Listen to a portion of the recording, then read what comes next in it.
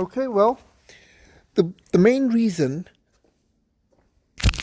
that people do not buy from us is that we do not understand the basics that goes through the mind of a person that we are trying to attract to buy our products and our services. Out there, if you have a look and pay attention to what's going on, you will find that everybody's in it for themselves. Look at your own experience. When you go somewhere, what is the last good thing you get when you're trying to buy something from someone?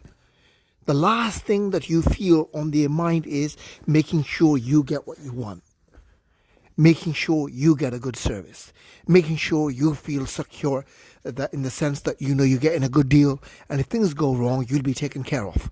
That's the last thing on the mind of the person who is giving you the product and the service, and you're thinking it.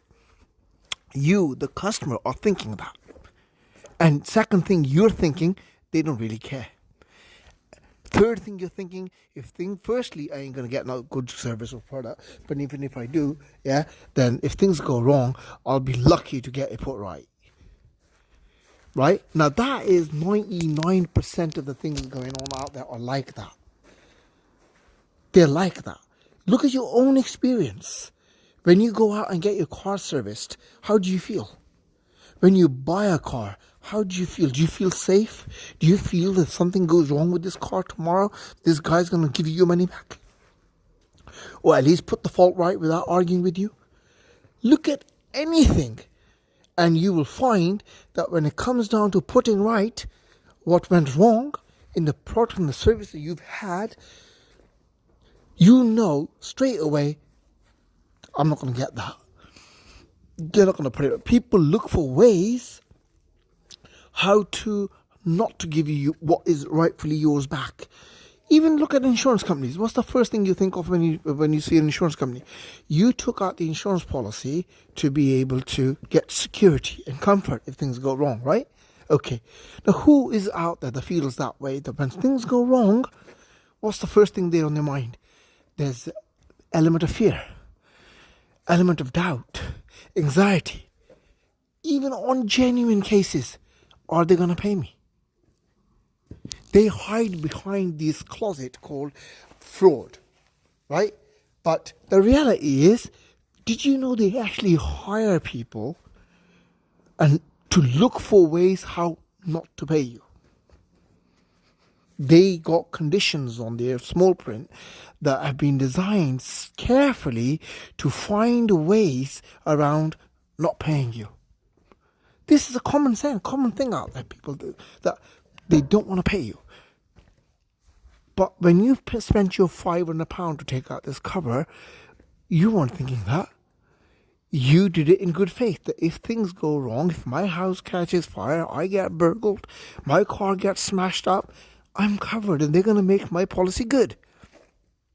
But when these things happen, how do we feel? We feel, oh my God, the first fear, are they going to pay me? Even if you know you're right, the fear is still there, because you know the insurance companies don't like paying out. Let me take you to another level. It's not just that they don't like paying out, they don't want to pay out. Their plan and objective was not to pay out. And they pay out in absolute rare cases when they have got absolutely no choice and they're going to get sued. And they're going to end up paying more. Only then they pay out. Now, coming back to why, that's what causes the failure of the businesses. 99% of the businesses out there that are dealing with their customers, the last thing on their mind is to look at what the customer wants. You've just been through your own experiences. How do you feel when you go out there and interact with other businesses? Do you feel that you're getting value for money? Do you feel if things go wrong, they're going to put it right? That is what's causing the failure. The businesses are not there. They're not there to look at you and what you want and what matters to you. The odd 1% of the businesses that do the opposite, and they do look at the customer. They do care about the customer.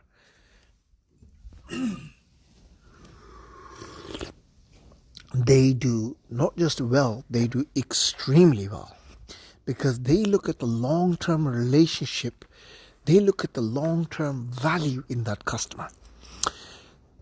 And it's not just the big companies that do that. It is true that very few small companies do it, and most of the companies that do these things are big companies like Virgin Airlines or an EasyJet and whatever you. They look at the long term. If I can give you value and win your trust over and give you something that you haven't got, something that you want, and give it to you in a way that nobody else can, long term, you'll be using my services for the first 5, 10, 15, 20 years. So they make money long term from you. Immediately, they might offer you something for free to bring you in, right?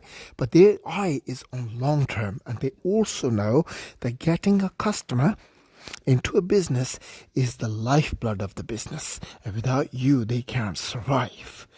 So when you're looking at something, imagine that you had to take some oxygen from a tank and you needed some food and you needed water on this journey. You would protect this food, this water, this oxygen, because you know that's your survival. Big companies, they look at the customers like the bloodline. Without customers, they can't exist. All the plans that they've made to grow and have a national or global presence and a brand, that can only exist if they not only look after you, the customer, give you, the customer, everything you want and more, but do it in a way where you actually go out and not only stay with the company, but you go out and bring more customers. You go around and recommend them everywhere. That saves them on advertising. The millions of pounds they will spend on advertising, they rather that invest that into the customer and give the customer the value that they can give and the customer wants, and the customer can get that value elsewhere. By giving you this value, they're securing that you stay with them and you bring other customers to them. And instead of putting that money towards an advertisement to try and bring you through advertisement, more customers, they'll use you to bring more customers in. I'll give you an example of that. Imagine you caught a taxi, and the taxi was from your house and you went up to, say, the airport, and it cost you £35. But then, when you did the service, you received a message from the taxi company that on your return will take you back for £20. So you come back and you book the taxi for £20, and they do it. So when you come back home, they send you another message. Next time you want to go to the airport, we'll do the return for you, 35 and 20, 55. We do the return for you for 45 or £50. You're not going to bring anybody else, because this company has taken the time to give you value. Didn't wait for you to ask for value. They gave it to you. You were willing to pay £55 to come back, right? But it take you up there and then bring you back. And they knock £10-15 off the price, and they messaged you that we will do that for you, trying to win you over. Look, there are 20 taxi companies in that city, but this is the only one that's done that. Once they've done that 3-4 times over, they've won your trust. All they've got to do now is not to mess that trust up.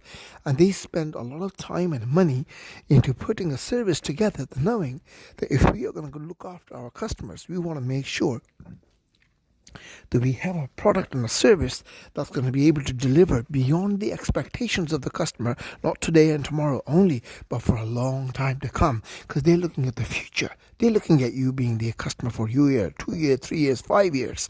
And they're looking at, if you were to bring 5 customers a year to them, they'll even offer you value. We'll knock 50% off if you can recommend a customer. This has happened again and again and again with different businesses. Buy one, get one free. If you recommend somebody, we'll give you this free. I remember seeing an advert on Sky with the Sky movies that if you recommend a friend, they'll give you £100, they'll give them £100. Nationwide did it as well. If you recommend a friend, they'll put £100 in your account, they'll put it in their account as well. Halifax did it as well. If you recommend a friend, they'll put £250 in your account, they'll put £250 in their account. Because to get a customer for £250, you see, they look at the long term. If you stayed with the Halifax Bank for 5 years, did your banking with them, they'd probably make £10,000 profit out of you, right? Now, what's £250 spending and making £10,000 profit back?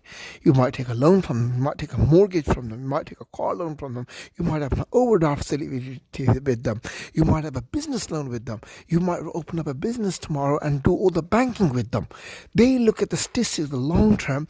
Every time you bring a customer in, over a space of 5 years, we will make at least £3,000-4,000 profit from that customer. So you tell me now, if I gave you 250 quid and in return you gave me £5,000 back, wouldn't I want to do that all my life?